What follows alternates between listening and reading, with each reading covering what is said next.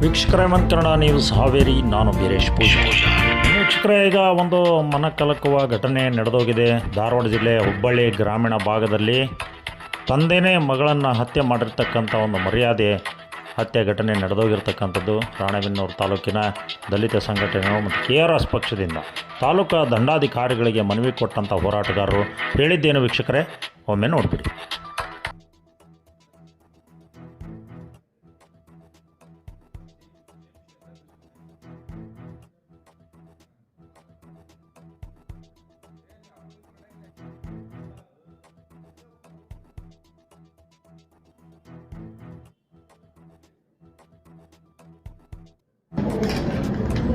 ಭೂಮಿ ಹಕ್ಕು ಹೋರಾಟ ಸಮಿತಿ,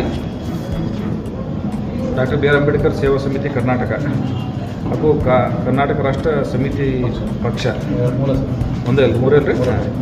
ಮೂರು ಸಂಘಟನೆ ವತಿಗಳಿಂದ ನಮಗೊಂದು ಮನವಿ ಪತ್ರ ಕೊಟ್ಟಿದ್ದಾರೆ. ಮನವಿಯಲ್ಲಿ ವಿಶೇಷ ಏನಂತಂದರೆ, ಈ ಧಾರವಾಡ ಜಿಲ್ಲೆಯ ಹುಬ್ಬಳ್ಳಿ ತಾಲೂಕಿನ ಇನಾಮ್ ವೀರಾಪುರ ಗ್ರಾಮದಲ್ಲಿ ವಿವೇಕಾನಂದ ಎಂಬ ಪರಿಶಿಷ್ಟ ಜಾತಿ ಸೇರಿದ ಹುಡುಗನ ಮೇಲ್ಜಾತಿ ಹುಡುಗಿನ ಪ್ರೀತಿಸಿ ವಿವಾದ ಹಿನ್ನೆಲೆಯಲ್ಲಿ ಹುಡುಗಿಯ ತಂದೆ ಹಾಗೂ ಕುಟುಂಬದವರು ಹುಡುಗನ ಕುಟುಂಬದ ಮೇಲೆ ಹಲ್ಲೆ ನಡೆಸಿ ಹುಡುಗಿಯನ್ನು ಕೊಲೆ ಮಾಡಿ ಕುಟುಂಬದ 5 ಜನರ ಮೇಲೆ ಮಾನದಂಡ ನಡೆಸಿ ಅವಮಾನಕ್ಕೆ ಎಸಗಿದ್ದಾರೆ. ಇದು ಮರ್ಯಾದೆ ಹತ್ಯೆ ಆಗಿರ್ತದೆ. ಹಾಗಾಗಿ ಇವರ ಮೇಲೆ ಗಲ್ಲು ಶಿಕ್ಷೆ ಅಥವಾ ತೀವ್ರತರ ಅವ್ರಿಗೆ ಮೇಲೆ ಕ್ರಮ ಕೈಗೊಳ್ಳಲು ಒಂದು ಮನವಿ ಪತ್ರ ಕೊಟ್ಟಿದ್ದಾರೆ. ಆ ಮನವಿಯನ್ನು ಮಾನ್ಯ ರಾಷ್ಟ್ರಪತಿಗಳಿಗೆ ಮತ್ತು ಮಾನ್ಯ ಗೃಹ ಮಂತ್ರಿಗಳಿಗೆ ಕೊಟ್ಟಿದ್ದಾರೆ. ಇದನ್ನು ಮಾನ್ಯ ಜಿಲ್ಲಾಧಿಕಾರಿಗಳಿಗೆ ಕಳಿಸ್ಕೊಡ್ತೀವಿ. ಮಾನ್ಯ ಜಿಲ್ಲಾಧಿಕಾರಿಗಳಿಂದ ಮಾನ್ಯ ಉನ್ನತ ಮಟ್ಟದ ರಾಷ್ಟ್ರಪತಿಗಳಿಗೆ ಮತ್ತು ಮಾನ್ಯ ಗೃಹ ಮಂತ್ರಿಗಳಿಗೆ ಕಳಿಸ್ತೀವಿ.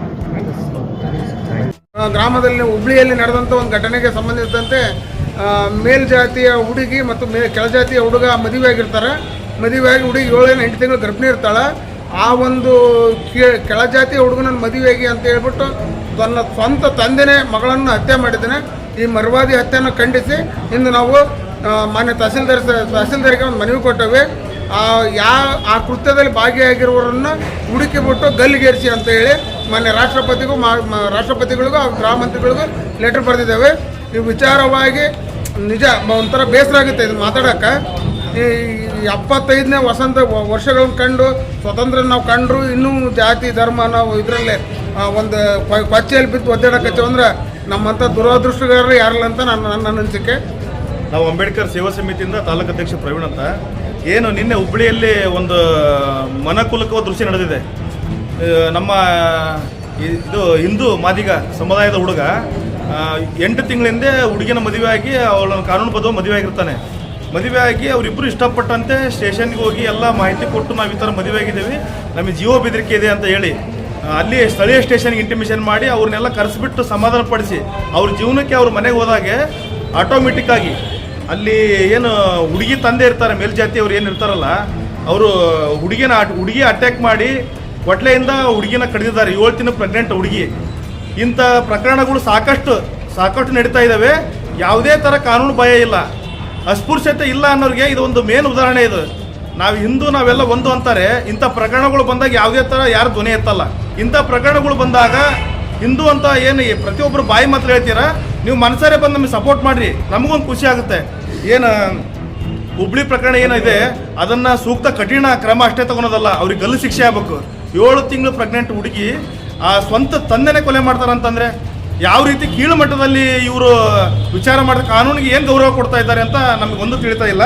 ಇದನ್ನು ನಾವು ನಮ್ಮ ಮಾನ್ಯ ರಾಣೆಬೆನ್ನೂರು ತಹಸೀಲ್ದಾರ್ ಕಡೆಯಿಂದ DC ಅವರಿಂದ ನೇರವಾಗಿ ಏನು ಗೃಹ ಮಂತ್ರಿ ಅವರಿಗೆ ಮತ್ತು ನೆಕ್ಸ್ಟ್ ಅಲ್ಲಿಂದ ರಾಷ್ಟ್ರಪತಿ ಅವರಿಗೆ ಮನವಿ ಸಲ್ಲಿಸ್ತಾ ಇದ್ದೇವೆ. ಅವರಿಗೆ ಕಠಿಣ ಶಿಕ್ಷೆ ಜೊತೆಗೆ ಅವರು ಮರಣದಂಡನೆ ಕೂಡ ಅವ್ರಿಗೆ ಆಗಬೇಕಂತ ಈ ಮೂಲಕ ಕೇಳ್ಕೊಂತೀನಿ. KRS ಪಾರ್ಟಿ ರಾಣೆಬೆನ್ನೂರು ತಾಲೂಕು ಅಧ್ಯಕ್ಷರು ಹನುಮಂತ ದುರ್ಗತಿ ಅಂತೇಳಿ ನಮಗೆ ನಿನ್ನೆ ಒಂದು ಮಾಹಿತಿ ಬಂದಿತ್ತು. 21/12/25 ಭಾನುವಾರ ಒಂದು ಹುಡುಗಿ ಹತ್ಯೆ ಆಗಿದೆ ಅಂತೇಳಿ. ಅದು ಮೇಲ್ಜಾತಿ ಕೀಳು ಜಾತಿ ಅಂತ ನೋಡ್ತಾ ಇದ್ದಾರೆ. ಈಗ ಯಾವ ಜಾತಿ ನೋಡಬಾರ್ದು, ಯಾಕೆ ಗೊತ್ತಾ, ಆ ಮಗು ಏನ್ರಿ ಅನ್ಯಾಯ ಮಾಡಿದ್ದು ಪಾಪ. 7 ತಿಂಗಳು ಗರ್ಭಿಣಿ ಇತ್ತಂತ ಎಮ್ಮ ಪಾಪ. ಮೇಲ್ಜಾತಿ ಕೀಳು ಜಾತಿಯನ್ನು ಮದುವೆ ಆಗ್ಯಾನ ಅಂತೇಳಿ ತಂದೆನೇ ಆಕೆನ ಕೊಲೆ ಮಾಡಿ ಸಾಯಿಸಿರ್ತಾನೆ. ಅದಕ್ಕೋಸ್ಕರ ನಾವು ತಾಲೂಕು ದಂಡಾಧಿಕಾರಿಗಳ ಮುಖಾಂತರ ರಾಷ್ಟ್ರಪತಿಗಳಿಗೆ ಹಾಗೂ ಗೃಹ ಮಂತ್ರಿಗಳಿಗೆ ಒಂದು ಮನವಿ ಸಲ್ಲಿಸ್ತಾ ಇದ್ದೀವಿ.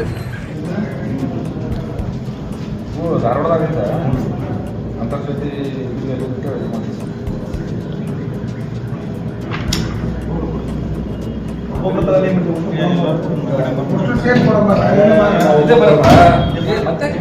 ಬರ್ತೀನಿ. ನೀಲಿ ಭಾಳ